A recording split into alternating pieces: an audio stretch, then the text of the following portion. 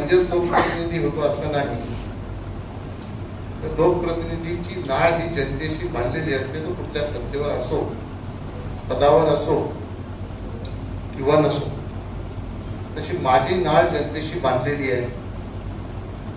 मी 4 जून नंतर, आज आपण आता 30 जून 2025 मध्ये, 4 जून 2024 नंतर 1 वर्ष आणि अजून काही कालावधी गेला.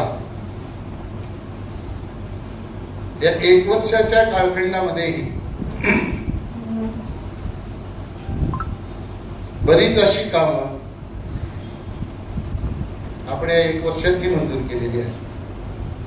काही कामांच्या मागण्या केलेल्या आहेत आणि निश्चितपणाने ती कामं ही मार्गी आपण लावू.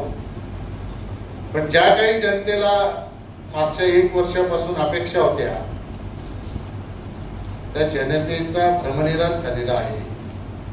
आणि म्हणून पत्रकार बंधूंनो, तुम्हालाही लक्षात आलं असेल की वर्षभराच्या कालखंडानंतर जेव्हा तुम्ही